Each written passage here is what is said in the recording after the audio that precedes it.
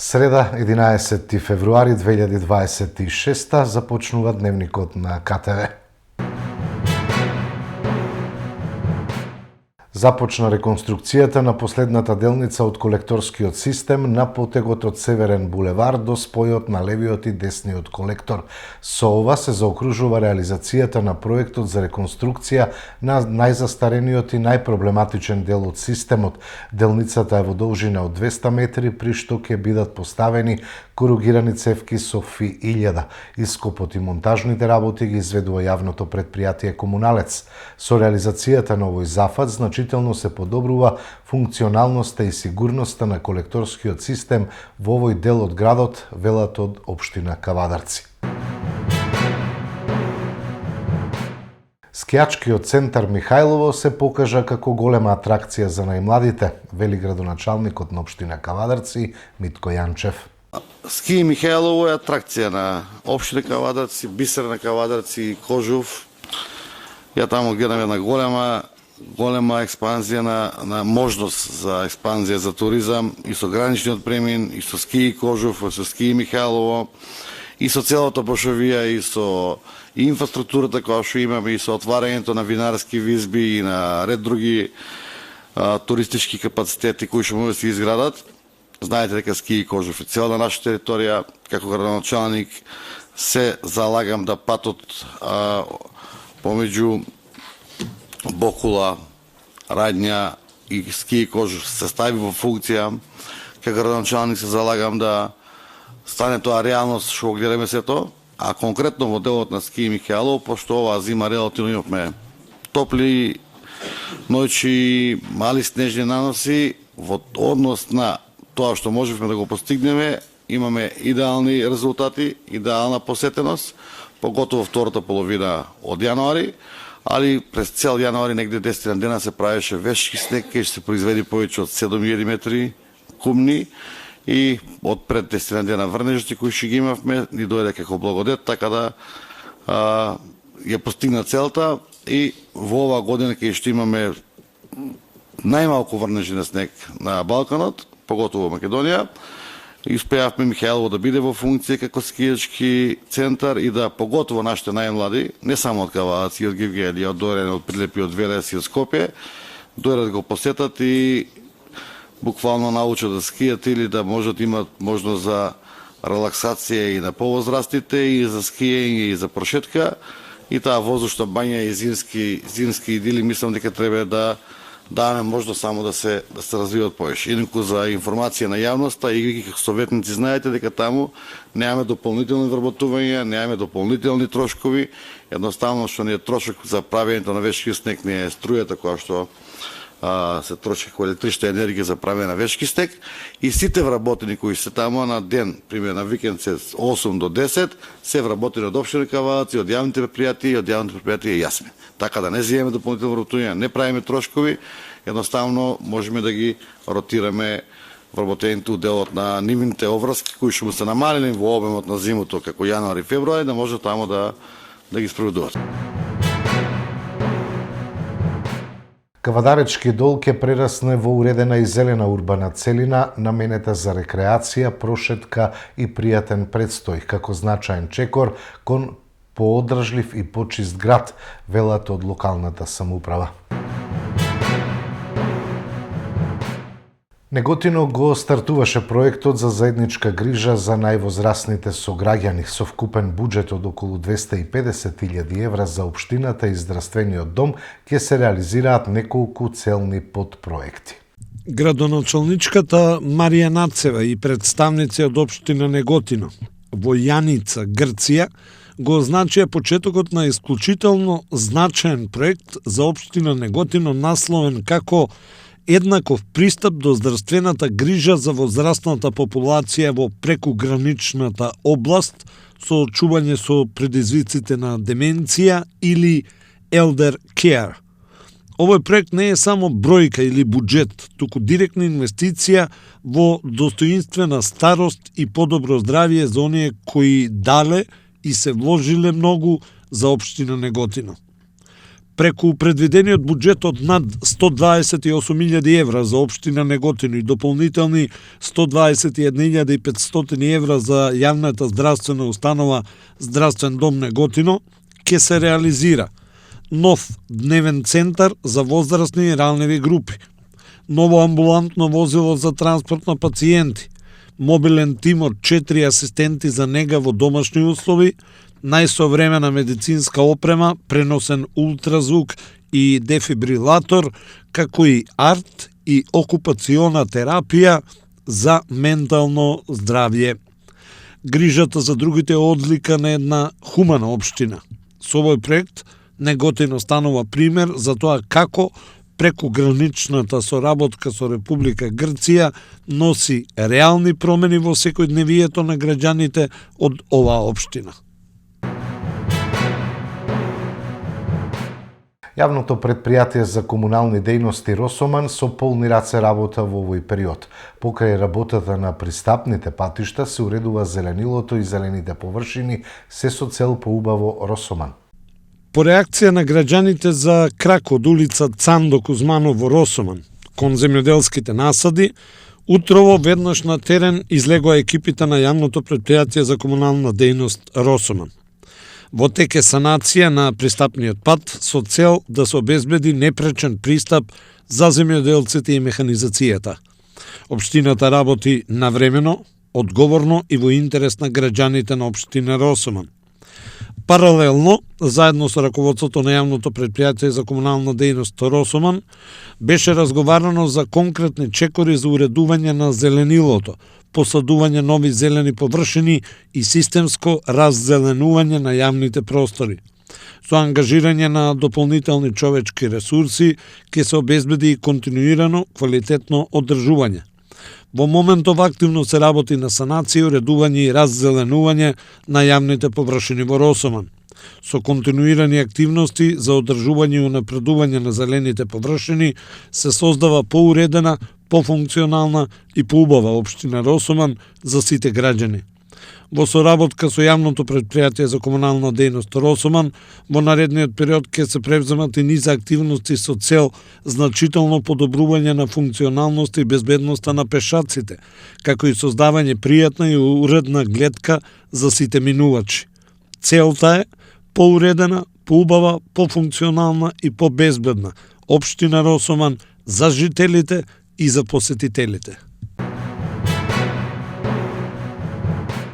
Го гледате дневникот на КТВ, продолжуваме со останатите содржини. Сојузот на синдикати на Македонија утре продолжува со блокадите.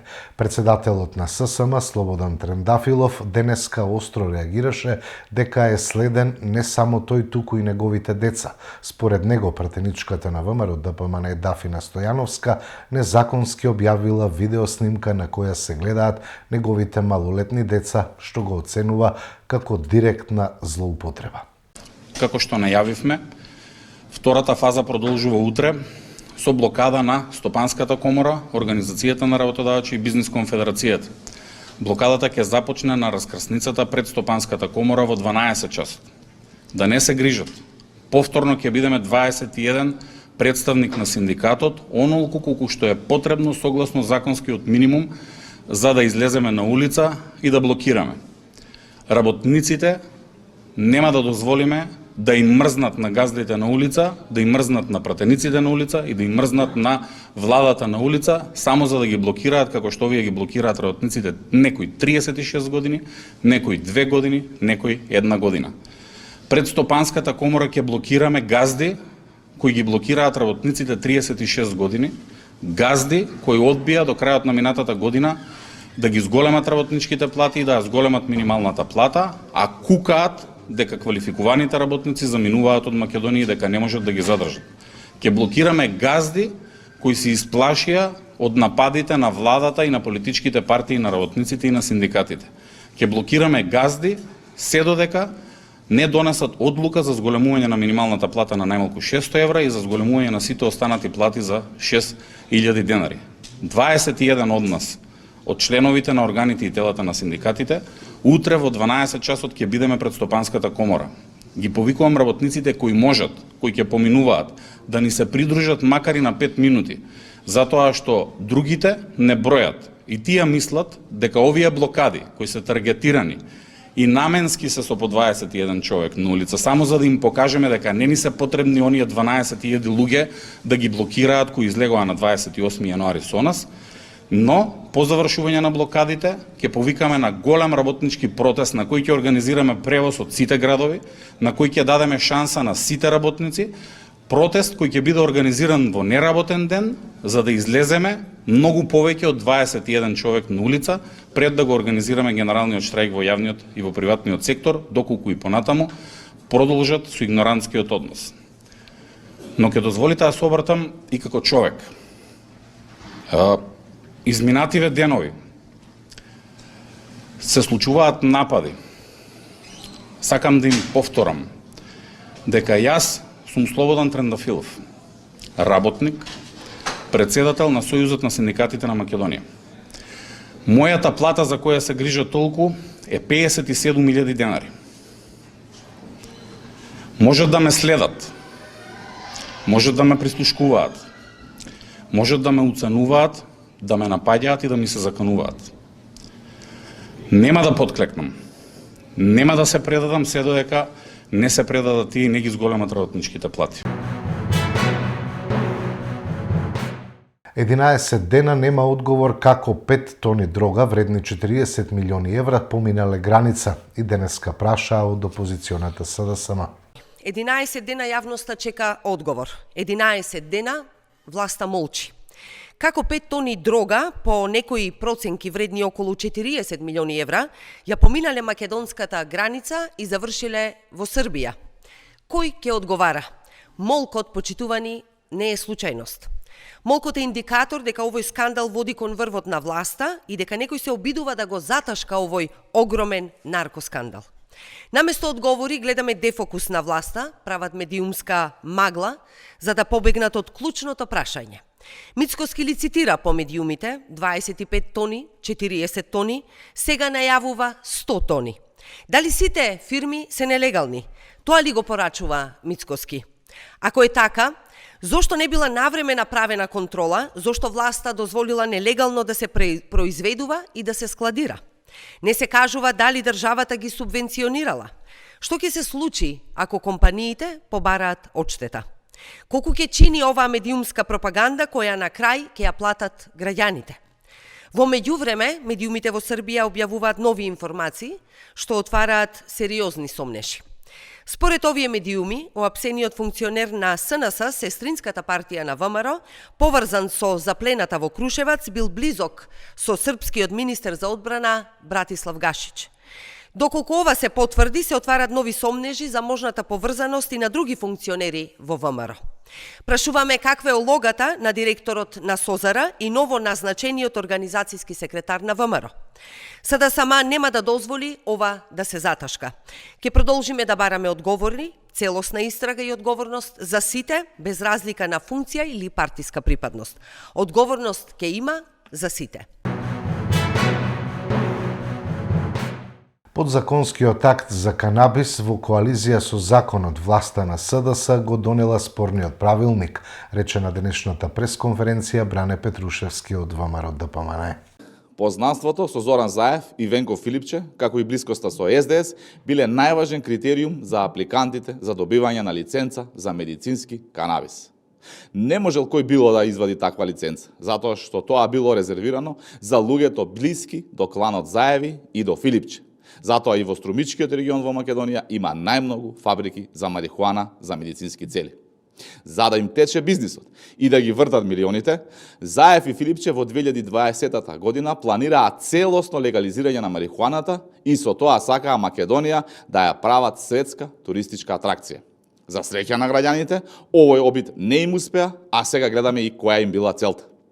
Дека ова било планирано во главите на Заев и Филипче, се гледа во подзаконскиот акт, односно правилникот за одгледување на канабис за медицински цели, донесен во времето на власт на СДС, која е во колизија со законот, затоа што се дозволува да се произведува цвет од канабис кој не ги задоволува GMP нормите. Со ова, Логично е дека со негово користење или во процесот на екстракција, маслото кое се произведува не може да биде лиценцирано, а најмалку да се најде во промет. Ги прашуваме Заев и Филипче, кој бил мотивот за ова? Зошто е направен подзаконски акт кој е во колизија со законот и со самото тоа овој процес е незаконски? Дали на Заев и Филипче целта им била продавање на канабис на црниот пазар? Затоа ли Заев и Филипче овие денови се толку испаничени? Затоа ли Заев излезе да го брани неодбранливото, додека во тоа време Филипче се упати кон Грција да се види со него? И дали Заев и Филипче стојат позади промената на правилникот? Сите сомнежи и индиции за криминалот со дрогата водат кон Заев и Филипче. Јавното обвинителство ова да го истражи до крај. Еднаш правда и одговорност за ова криминално дуо мора да има. Кампањата против предметите на СЈО е операција за враќање на Груевски, сметаат од СДСМ. Како што и претходно ја информиравме јавноста, во тек е координирана политичка операција, чија цел е враќање на Никола Груевски и целосно уривање на правниот систем во државата. И откако ги видовме резултатите од истражувањата во Унгарија, станува известно дека блискиот пријател на Мицкоски, Орбан, може да се соочи со пораз на престојните избори. Тоа го виде и Никола Груевски. Наместо во Идризово, ВМРО му планира враќање во државата на Груевски, но во Белата палата. Така изгледаат реформите во ВМРО, нема повеќе подпредседатели, нема внатрешна конкуренција, се расчистува патот за единствениот председател на ВМРО, тоа е Никола Груевски, а Мицкоски е само чувар на фотелјата. Клучниот чекор во ова сценарио е нападот врз СЈО и пресудите што произлегува од неговата работа. Преку Орбановите медиуми во Македонија, пред се преку Алфа, веќе се води црна кампања со наратив за политички прогон и монтирани случаи. Целта е јасна: дискредитација на предметите, релативизирање на пресудите и подготовка на терен за нивно целосно поништување.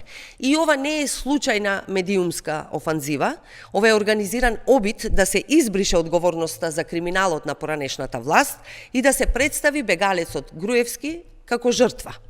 Истовремено се носат решенија во правосудството спротивни на европските препораки, се поставуваат партиски луѓе на клучни позиции и се слабе институционалната независност. Се со една цел – да се обезбеди безбеден терен за враќање на газдата. Ова не е внатре партиска работа на ВМРО, ова е директен напад врз владењето на правото и европската перспектива на државата. Луѓе на Оливер Спасовски вршеле притисок врз обвинители од специјалното јавно обвинителство, кои луѓе да се гонат. СЈО работело под насока на Заев и СДС, поврзаноста оди и до судовите, обвинија денеска од владеачката партија. Луѓе на Оливер Спасовски вршеле притисок врз обвинители од СЈО за тоа кои луѓе да се гонат, а кои да се изземат од одредени случаи, односно специјалното јавно обвинителство работело под насока на Заев и СДС.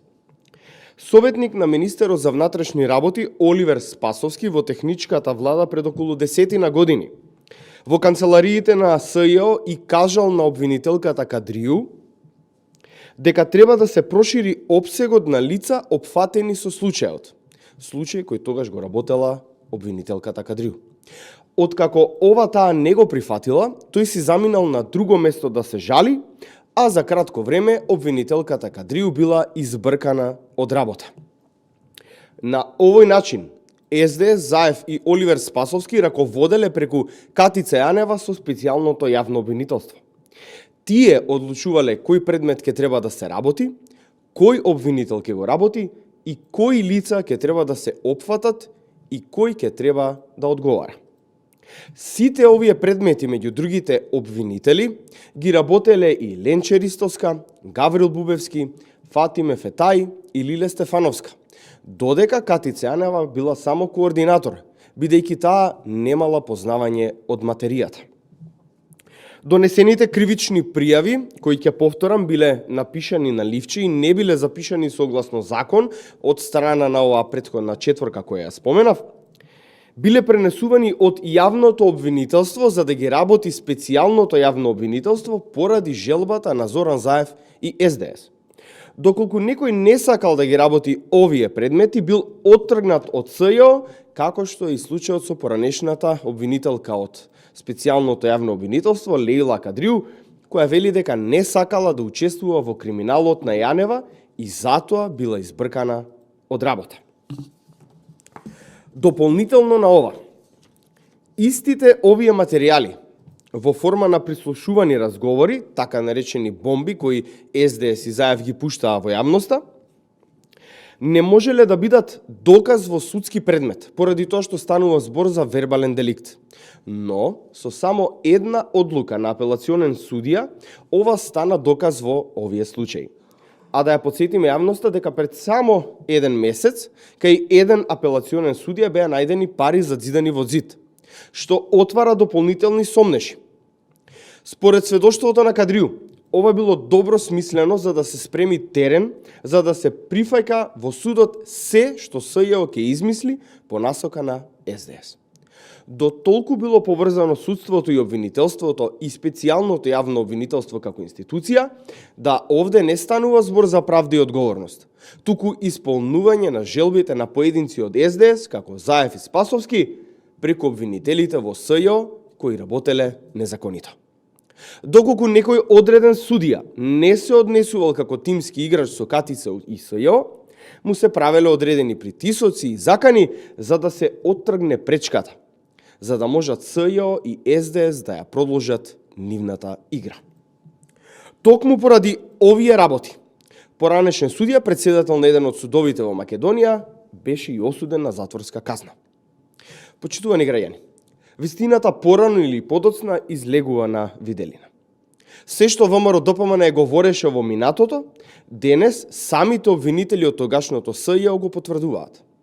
Најголемото зло кое му се има случајно на правосудниот и политичкиот систем во Македонија е специјалното јавно обвинителство и Социјалдемократскиот сојуз, предводени од Катица Јанева и Зоран Заев.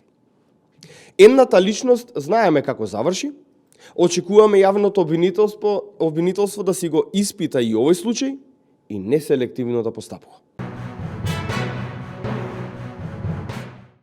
Од спортот, фудбалерите на Тиквеш успешно го стартуваа пролетниот дел од сезоната во првата македонска фудбалска лига.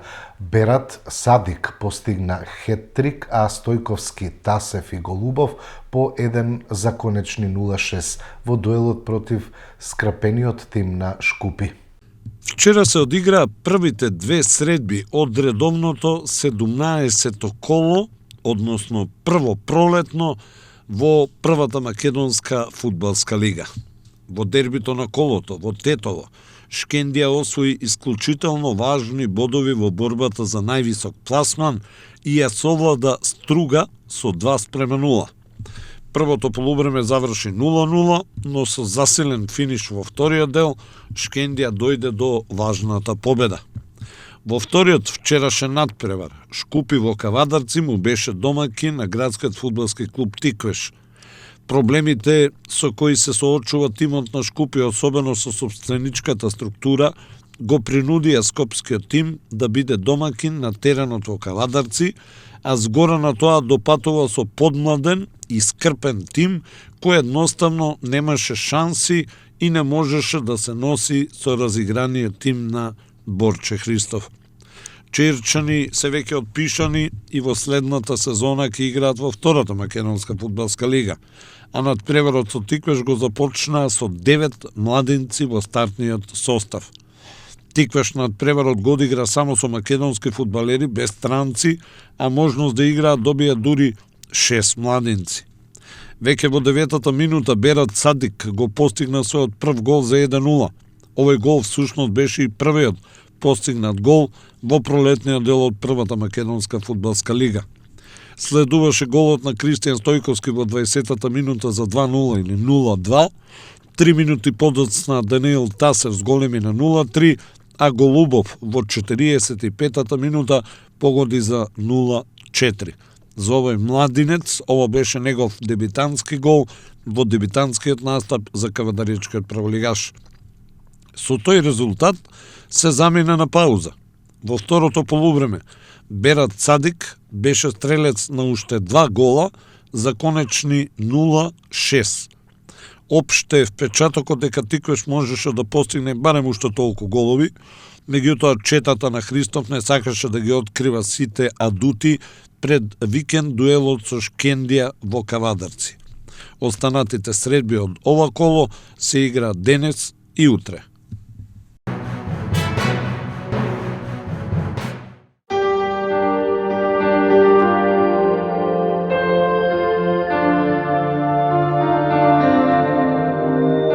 Утре не очекува променливо облачно време со сончеви периоди. Кон крајот на денот и во текот на ноќта ќе има повремени локални врнежи од дожд, а на повисоките планини од дожд и снег. Ќе дува умерен ветер од јужен правец, температурата во интервал од 5 до 14 степени. И во наредните денови продолжува периодот на променливо облачно време со повремени врнежи од дожд, кои локално ќе бидат пообилни. На повисоките планини врнежите ќе бидат од снег. Поради продор на постуден воздух и засилен северен ветер, во почетокот на новата седмица врнежите од дожд ќе преминуваат во врнежи од снег и на некои од повисоките места. Тоа беа содржините во дневникот. Ви благодарам за довербата и вниманието. Имајте пријатна вечер со програмата на КТВ.